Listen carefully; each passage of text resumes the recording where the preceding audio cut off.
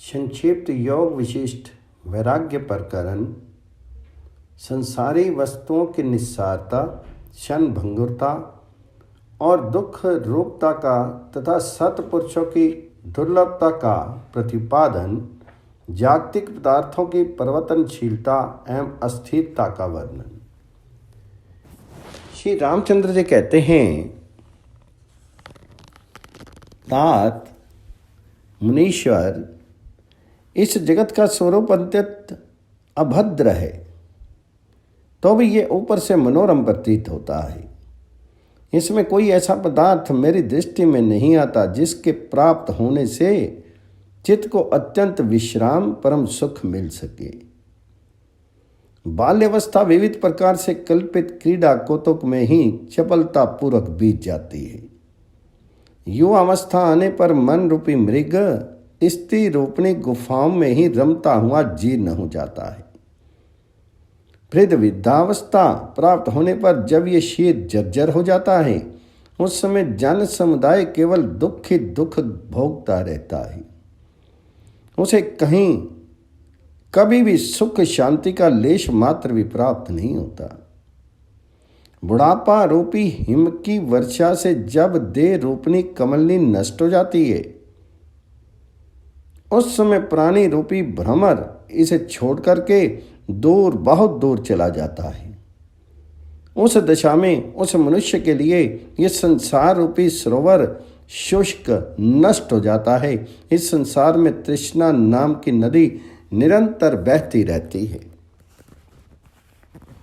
जिसने अपने प्रबल प्रवाह के वेग से यहाँ के समस्त अनंत पदार्थों को ग्रस लिया है, अर्थात नष्ट कर दिया है, वह संतोष रूपी तटवर्ती वृक्ष की जड़ खोदने में बड़ी दक्ष है।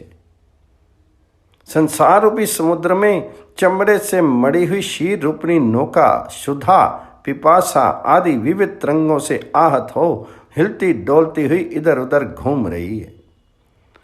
5 इंद्रियां नामक ग्रह इसे टक्कर मार करके डुबाने के लिए उद्यत रहते हैं। इस तरह ये नौका क्रमशः नीचे जा रही है, डूबना चाहती है।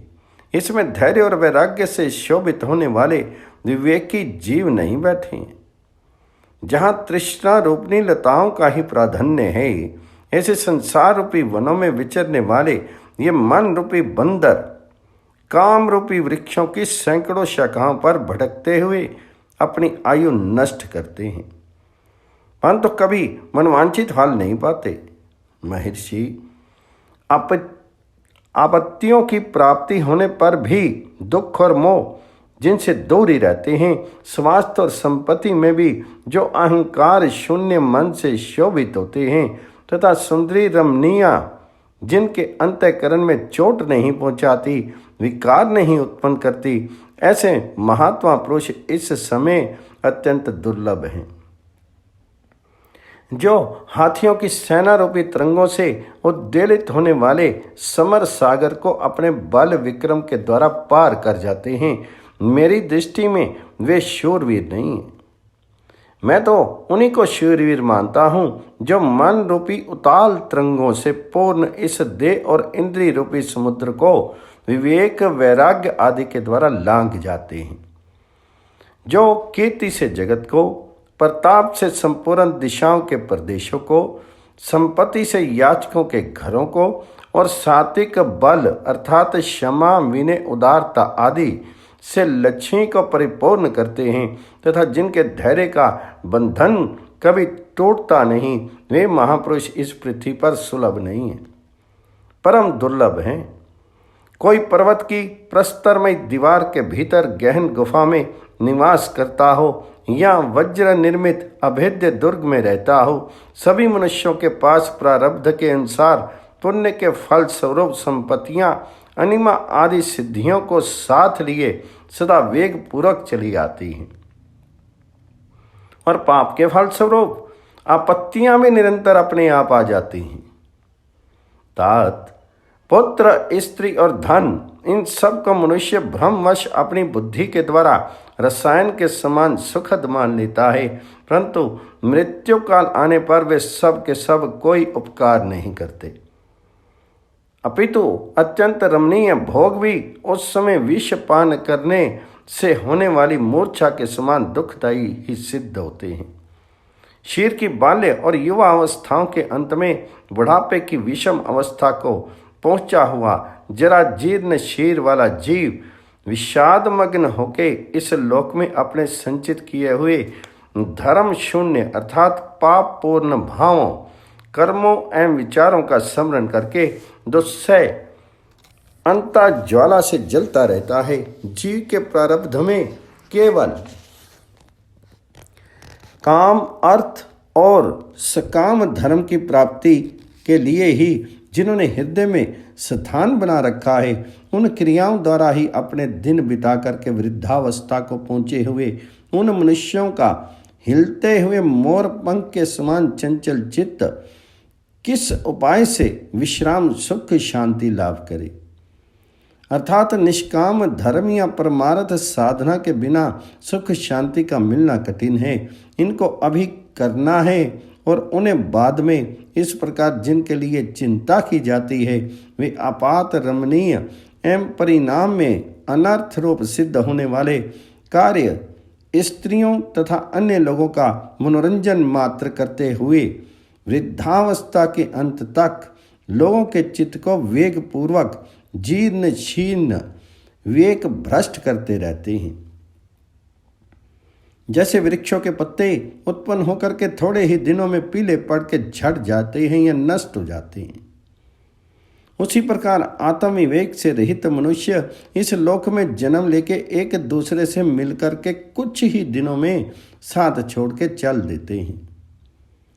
भला कौन समझदार मनुष्य दिन में दूर दूर तक व्यर्थ इधर उधर घूमता हुआ ज्ञानी महापुरुषों का संग एवं सत्कर्म का अनुष्ठान ना करके सायंकाल घर में लौटने पर रात में सुख की नींद सो सकेगा।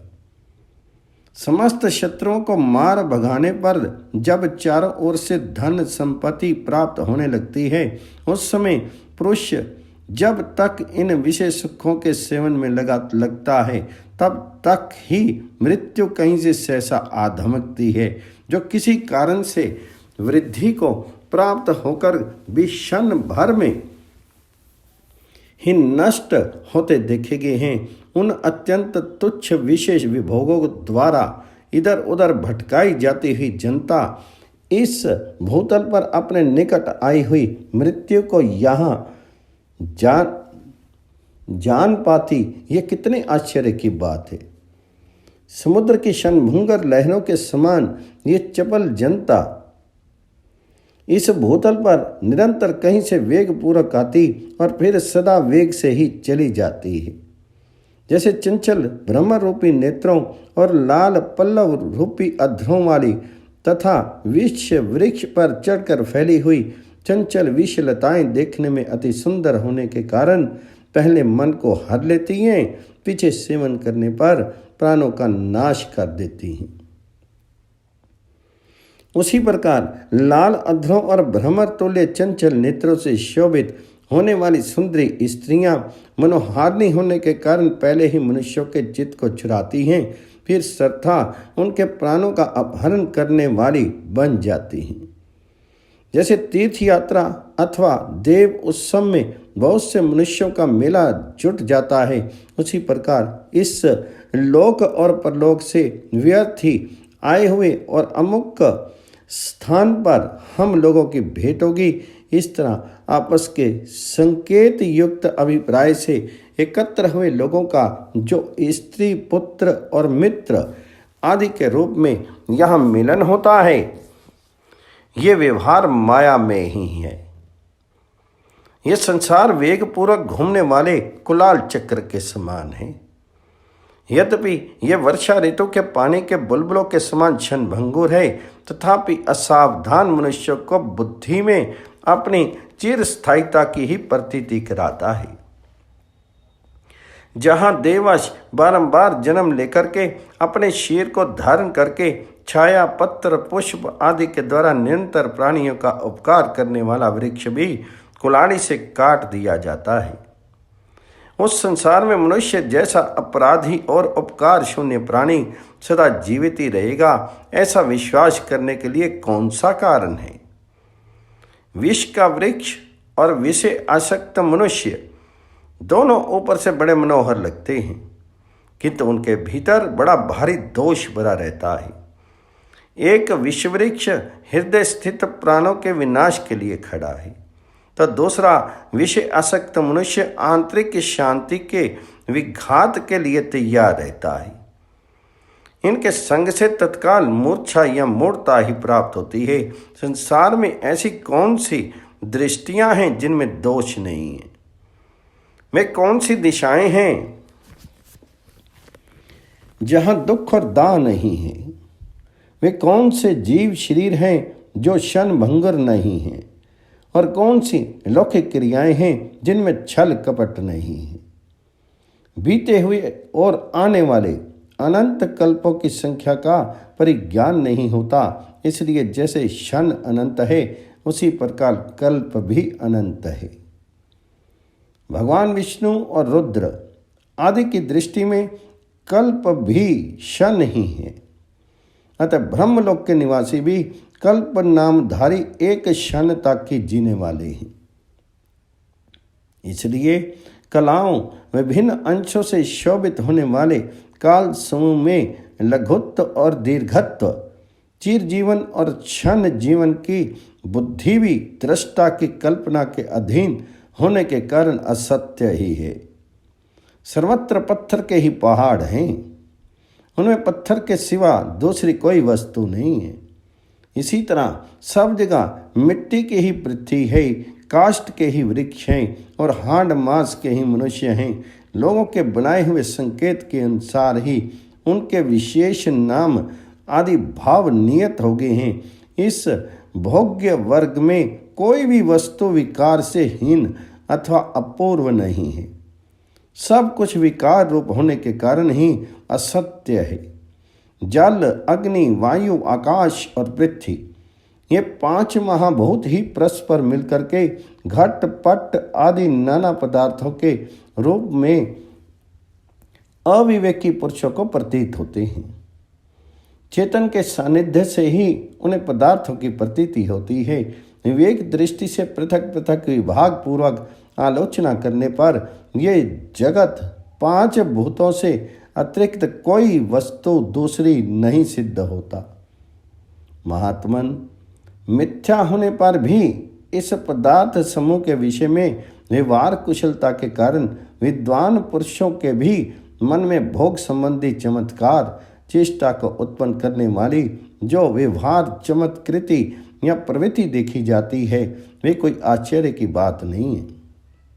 क्योंकि कभी कभी स्वप्न में मिथ्याभूत विषय को लक्ष्य करके भी किन्हीं लोगों की उस प्रकार चमत्कारपूर्ण प्रवृत्ति होती देखी जाती है। जैसे पशु किसी हरी हरी लता के फल को पाने की इच्छा से ही आगे बढ़ने पर निस्संदेह पर्वत शिखर से गिर जाता है, उसी प्रकार श्रेष्ठ पुरुषों के पद, स्थान या धन वैभव आदि को हठात लेने की इच्छा रखने वाला पुरुष राग, लोभ आदि दोषों से दूषित हुए अपने चित्त के द्वारा ही मारा जाकर अवश्य पतन के गर्त में गिर जाता है। सर्ग 27 समाप्त। जागतिक पदार्थों की परिवर्तनशीलता एवं अस्थिरता का वर्णन। श्री रामचंद्र जी कहते हैं, ब्राह्मण, ये जो कुछ भी स्थावर जंगम रूप दृश्य जगत दिखाई देता है, वे सब सपने में लगे हुए मेले के समान अस्थिर है, चिरकाल तक टिकने वाला नहीं है। आज जिस क्षीर को रेशमी वस्त्र, फूलों के हार तथा भांति भांति के अनुलेपनों से सजाया गया है, वही काल नग्न होकर के ग्राम या नगर से बहुत दूर किसी गड्ढे में पड़ा पड़ा सड़ जाएगा। जिस स्थान में आज विचित्र आहार व्यवहार और चहल पहल से भरा हुआ चंचल सा नगर देखा गया है, वहीं कुछ ही दिनों में सूने वन के धर्म का उदय हो जाएगा। वह भूमि गहन वन के समान निर्जन एवं अगम्य हो जाएगी। जो पुरुष आज तेजस्वी है और अनेक मंडलों पर शासन करता है, वही कुछ दिनों के अनंतर राख का ढेर बन जाता है।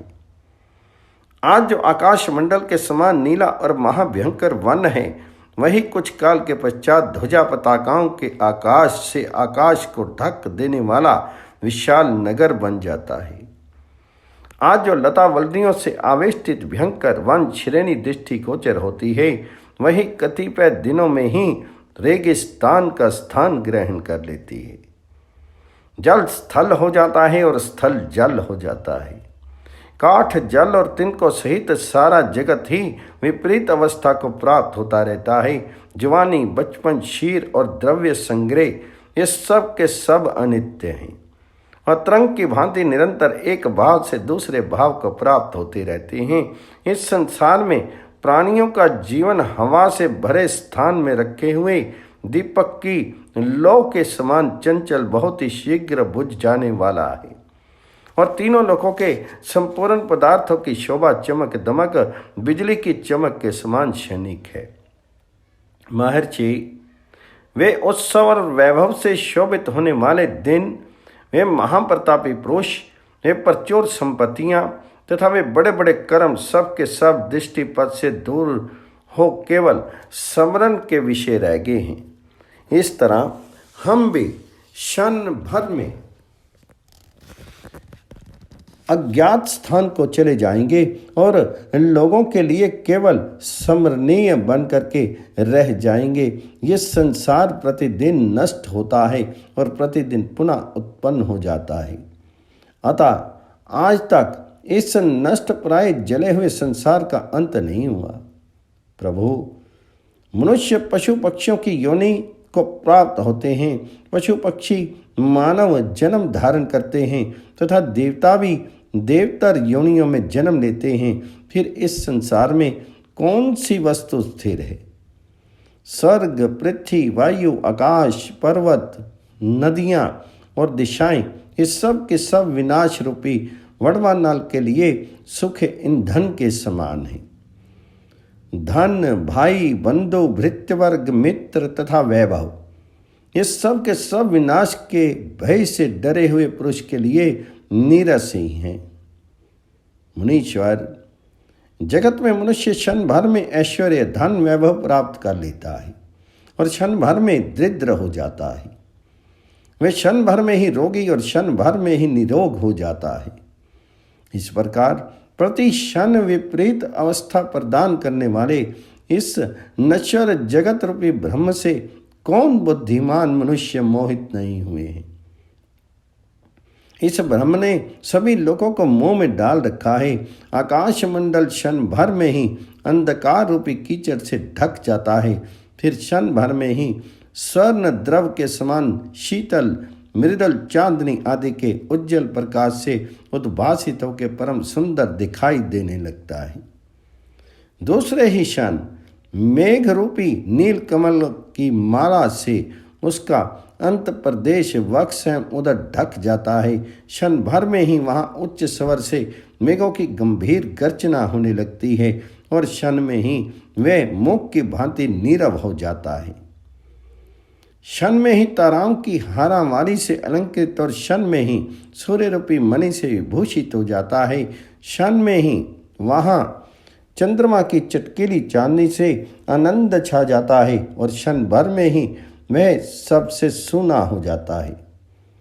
इस तरह जैसे आकाश की स्थिति क्षण क्षण में बदलती रहती है, उसी प्रकार संसार के सभी पदार्थ प्रति क्षण परिवर्तनशील हैं।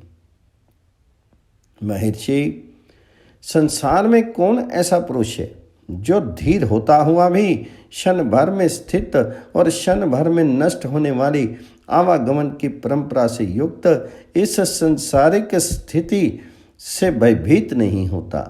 मुनि, यहाँ क्षण भर में आपत्तियाँ आती हैं और क्षण भर में ही संपत्तियाँ, क्षण में ही जन्म होता है और क्षण में ही मृत्यु।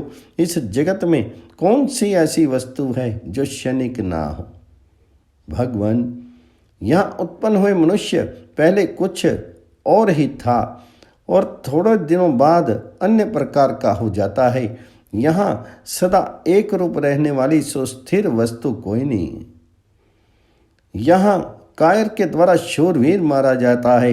एक ही व्यक्ति के हाथ से सैकड़ों मनुष्य मारे जाते हैं और साधारण लोग भी राजा बन बैठते हैं। इस प्रकार ये सारा जगत विपरीत अवस्था में परिवर्तित होता रहता है।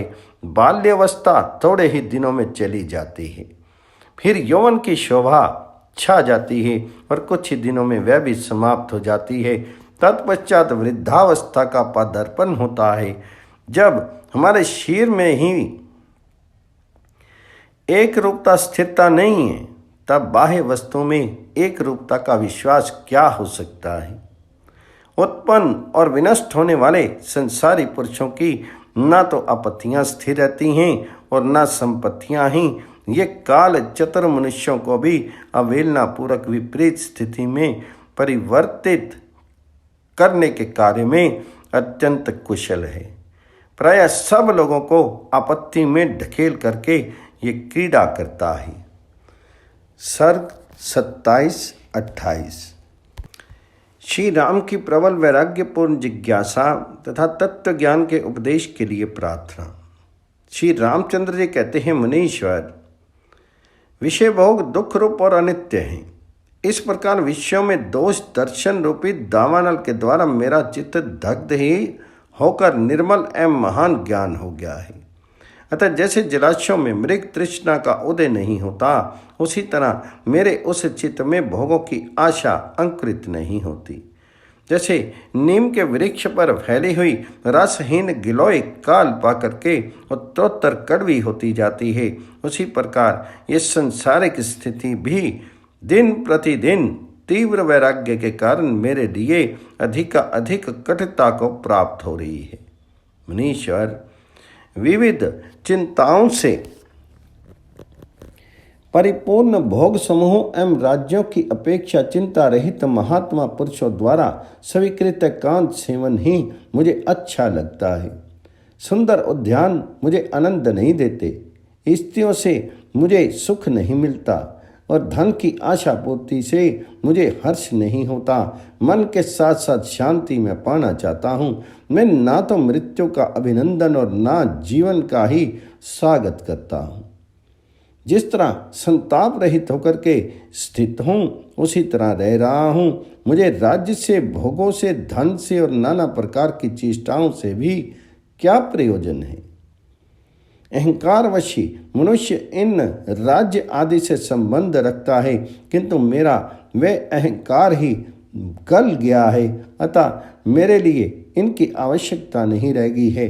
जैसे हाथी अपने खुरों के प्रहार से कोमल कमल को कुचल डालता है, उसी प्रकार कामदेव ने मानवती कामनियों के द्वारा मनुष्यों के मन को मथ डाला है।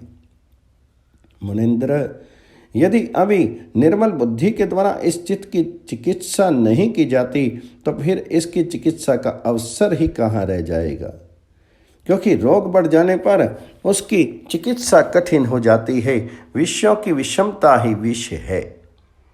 लोक प्रसिद्ध विष को वास्तव में विष नहीं कहा जाता, क्योंकि विष एक ही शीर का जिसके द्वारा उसका सेवन किया जाता है उसी का नाश करता है, परंतु विष जन्म जन्मांतरों तक जीव को मौत के मुंह में डाले रहते हैं।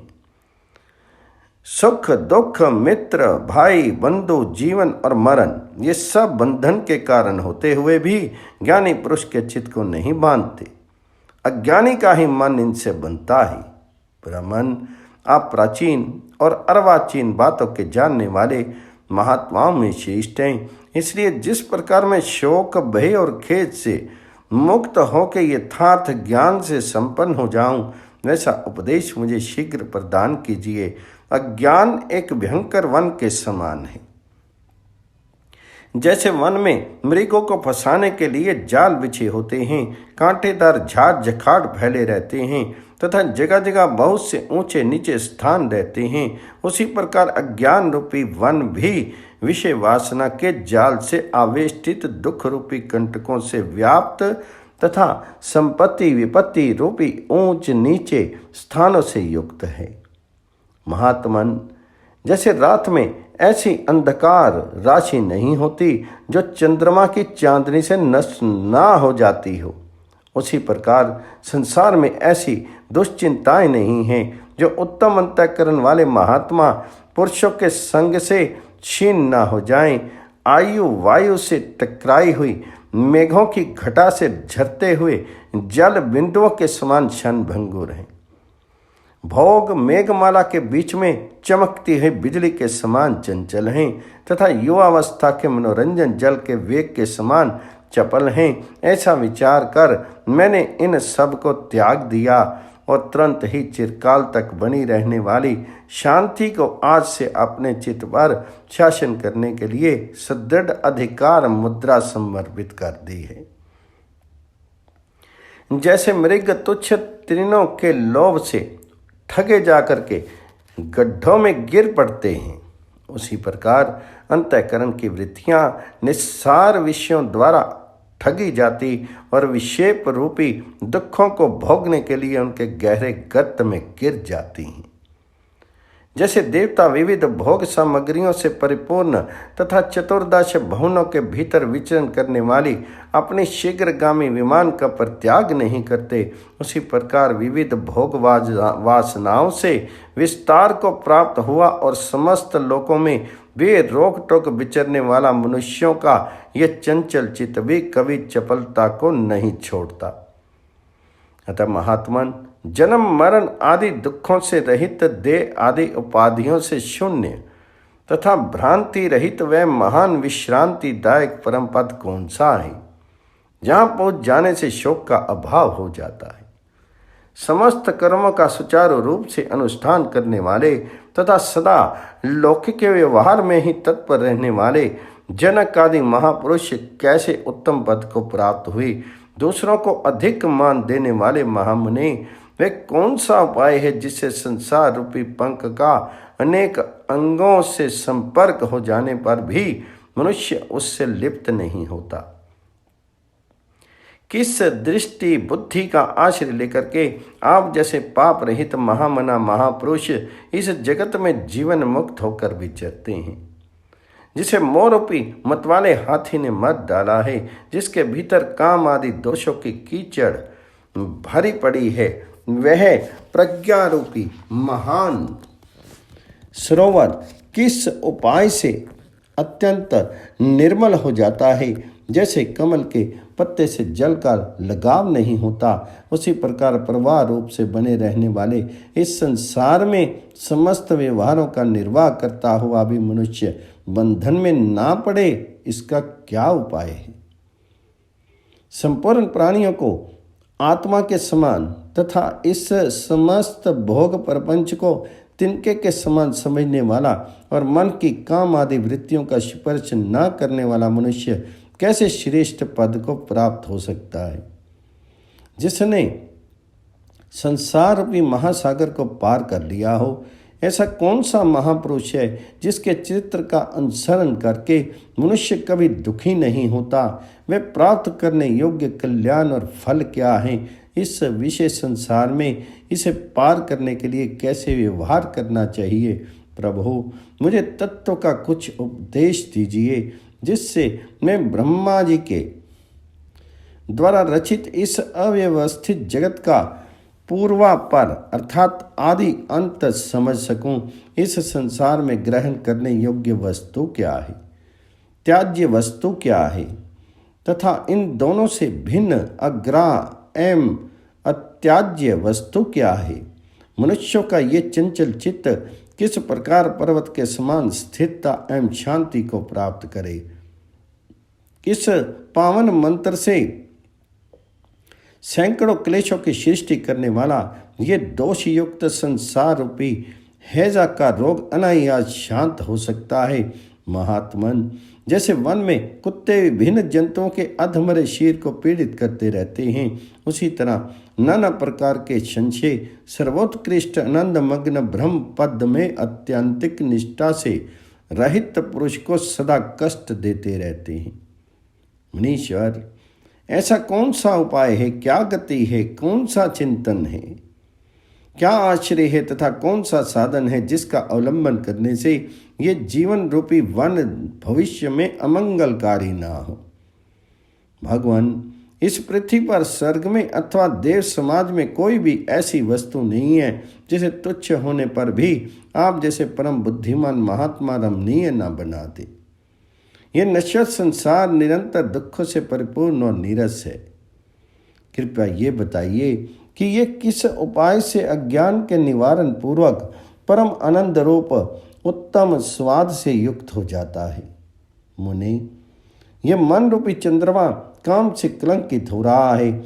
इसे किस साधन एवं विधि से धोया जाए कि उससे अत्यंत निर्मल एवं परम आनंदमय दिव्य चांदनी का उदय हो, जिसे संसार की गति का अनुभव है और जिसने निष्काम भाव के द्वारा दृष्ट एवं अदृष्ट कर्म फलों का विनाश कर दिया है।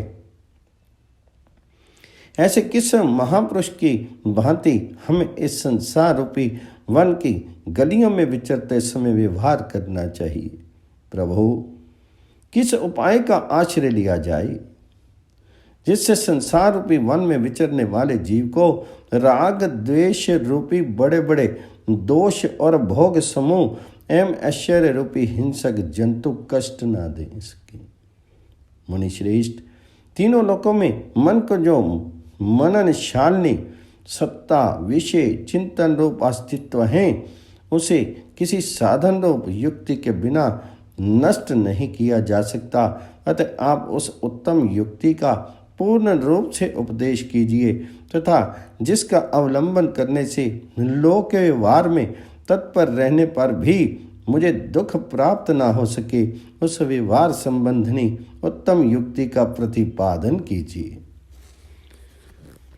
किस उत्तम चित्त वाले महापुरुष ने पहले युक्ति के द्वारा मोह का निवारण किया था? उसने किस प्रकार और क्या किया था जिससे उसका मन परम पवित्र होकर के शांति को प्राप्त हो गया? भगवान, मोह की निवृत्ति के लिए आप जैसा और जो कुछ भी जानते हैं उसका उसी रूप में मुझे उपदेश कीजिए। वे कौन सा साधन है जिसका आश्रय लेने से अनेक श्रेष्ठ पुरुष दुख रहित स्थित कल्याण को प्राप्त हो गए हैं? श्री वाल्मीकि जी कहते हैं, भरद्वाज,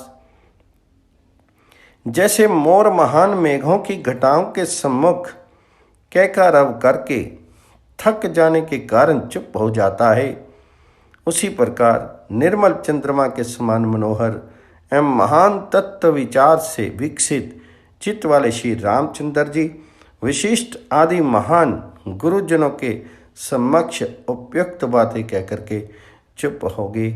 सर्ग 29, 30, 31।